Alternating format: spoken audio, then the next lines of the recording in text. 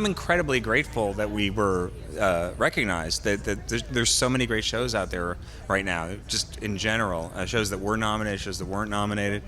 So to be in that group is really awesome. It's kind of fun when you have a genre where you can have comedy within it, but you don't have to be a comedy, and it allows for that to exist. And I'm happy that our show has this sort of tone that's its own thing. It's very unique. So it's great. Yeah, it's awesome to be recognized. A bunch of great directors. So yeah, it's really fun. And I've always wanted to be a director since I was 10 years old. It's what I love doing. So to be recognized like that is really nice. I'm loving directing and not having the pressure to have to be on camera and be with all those great actors in the show. I've always loved Japanese food. And I feel that the Severance sushi connection is just there naturally. We have waffle parties, we have melon bars. Maybe season 2 will have some sort of a sushi experience. I always, from the beginning, wondered if this show was going to be sort of too weird or too niche to really sort of make a dent in this sort of a mainstream way. And so it's always a wonderful surprise when it does. I know what the Lumon Corporation's ultimate end game is and what they're trying to do. And I have a general sense of what role our characters are going to play in that journey and in that adventure. I think the biggest and most wonderful surprise has been people's reaction and response. And again, I would have been so thrilled if this show was 5 people's favorite show. Yet, this just a nerdy, weird show that like a couple people found and meant something to. But the fact that it's actually affected people on this level and gotten this sort of response is really, really humbling and cool. I am incredibly excited to be at Nobu. It is a place I've always heard of and heard spoken of with great excitement and reverence, but I've never been here. Get nominated is such an honor. Like, it really is so hard to have that happen, and so I'm very appreciative and excited about it. I've worked with Ben for like 13 years now, I think, so I have a little bit more of a sense of what he's gonna like and what I'm gonna like and where we're gonna meet, at the same time. For that role of Holly, we did a full process. We did a huge search, we opened it up, and her audition was just amazing. And she ended up sending in a self-tape, and it was just so good. Like, when we saw it, it was just, you had that rush you get when you see something that you're like, oh, that's your person. There's always a conversation with Ben, are you going to take a role or not? I think if there was something he was really excited to do, he probably would do it, but I think directing takes a lot out of you. He's been in so many of his own things that he's directed. I trust that if he had something he wanted to do, he'd do it. When the nominations were coming out, I didn't want to wait by the phone or look online, so I just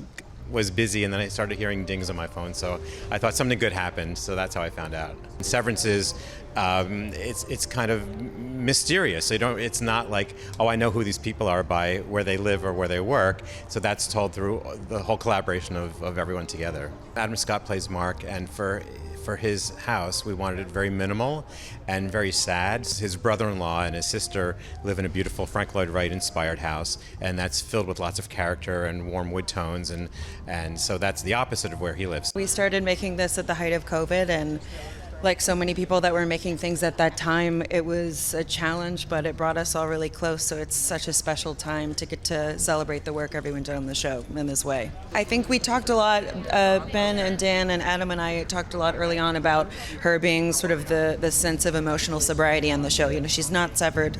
She lives very much in the stark reality of being alive and not being able to bifurcate your feelings and your memories. And so that was a really important thing to me to explore for her, was that she is a pulsing nerve, everything she's feeling at all times. Wait, do I? Hi. Hi, everyone. Wow. Thank you for coming. I'm going to introduce your panelists. These are all the folks behind Severance. That's the clear. You guys know that show? We're going to be talking about spoilers, so glad you know it. So please welcome the creator and writer of Severance, Dan Erickson.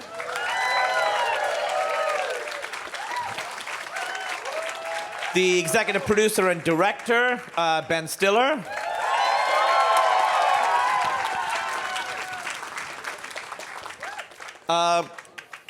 Oh, you're over there. Oh, hi, she's here. I think this Jen is mine. Tullock, she plays Devon Scout Hale. Oh, Jen, you need a microphone? There you go. I'm so sorry. It's okay. We can fix stretch my more, rouge. though. It's okay. It's not like it's a whole big production or anything. The casting director of Severance, Rachel Tenner. And set director, set decorator, Andrew Baseman, please.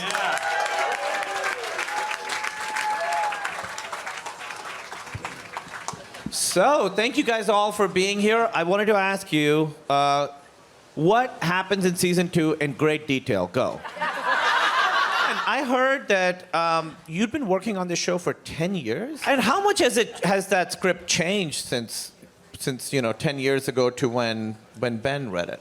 A pretty good amount. I mean, the basics of it have stayed the same. The characters are mostly the same, but there were weird.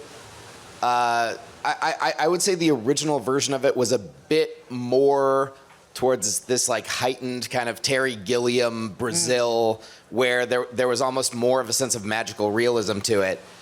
But I always felt like, it's one thing when you're trying, because I had never been on a show before. And so I was sort of trying to use this to get noticed. And once it became an actual possibility, the reality of actually making it, then it became the question, well, how do we make something that's emotionally grounded enough and feels human enough that we can continue this and make it a show people will watch for a long time? And so I think once Ben and I started talking about it, we really started focusing more on the human elements of it. And, it became a little bit less bombastic and a little bit more just about the people. And I think that was very much, to the show's benefit. There was such a specificity in the writing and in the language, and to me, it just jumped off the page as this like really familiar kind of banter and tone that reminded me of these great office workplace comedies like Office Space or The Office or Parks and Rec. Like there's like a certain sort of like energy and rhythm that's sort of like become a genre over the last 20 years in American comedy that I was like, oh, that's what I felt like, oh, this is coming out of that. It almost felt like, oh, this is a workplace comedy, but then he's taking this other element and he's kind of, throwing it into this other weird surreal world. So that to me just was so like clear that then it was just about, okay, let's talk about this. Like, what's the idea of this world that you've created on the outside? What's going on? Where is it going? And Dan has a lot of ideas, and he's had a lot of ideas over the last 5 years since we started on it. And it was just a matter of sort of developing that. The steps along the way of hiring actors, amazing actors, and incredible craftspeople who are specific and going for something that is both grounded and also sort of weird, but having a logic to why they're doing it. I think every actor needed to ground themselves in the reality of the show. So when you have really good actors and really specific elements that are there for a reason, that there's a reason why this world exists and what the justification for even like the retro technology or things like that. Even if we don't tell the audience what that is, there's a reason for it. That all sort of leads to whatever it becomes. But, at the end of the day, you never know how it's all going to come together until you put it together. Thanks for watching. Make sure to like and comment on the video if you enjoyed it. Click and watch our suggested video playlist right now for more entertaining videos. Subscribe to the channel and hit the notification bell to be notified when new videos are released.